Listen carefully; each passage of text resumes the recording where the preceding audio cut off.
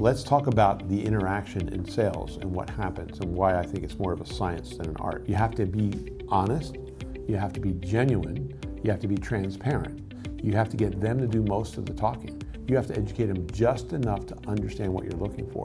And the way we teach it is we teach it in a way that you're disarming them from that defense of like the brick overcoat while you're educating them, so that when they look at the data, they're using that as the data to evaluate it.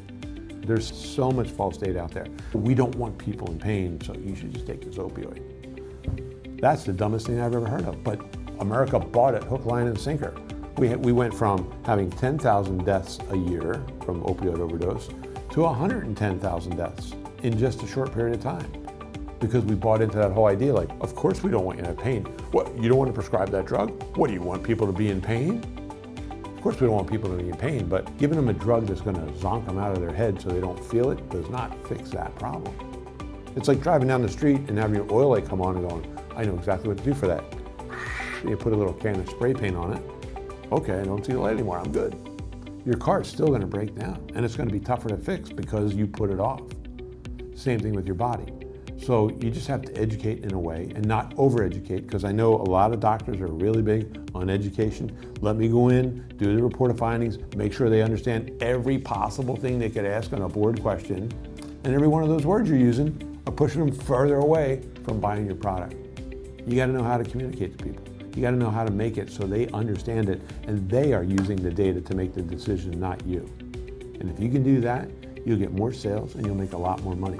This is one of the things we teach in our RGP program, which is basically how people can double their income in your practice in 8 to 12 weeks, which we have a lot of people doing it. We just, as Colleen and I were just sitting here a little while ago, we realized we have nobody that's failed at that so far. Nobody.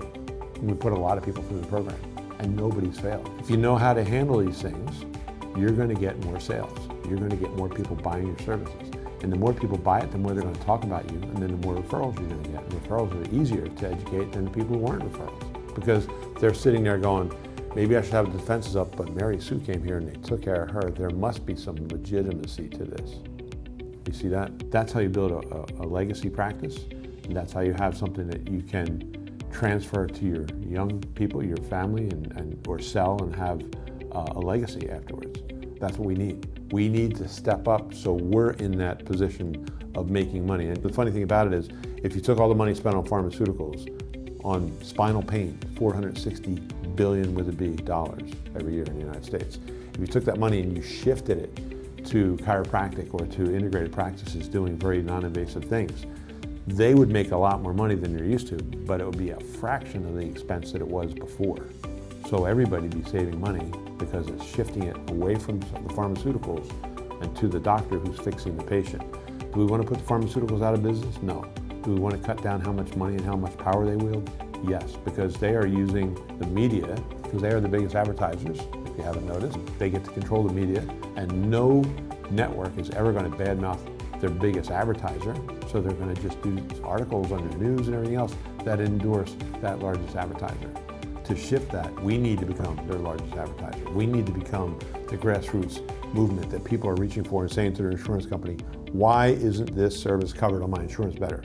Why do you limit them to so many visits, so many dollars per visit? Who gave you that authority? You're paying way more to the pharmaceuticals than you are to the doctors who are actually doing the work fixing you. So that's logic. That's actually the way healthcare should go in the future.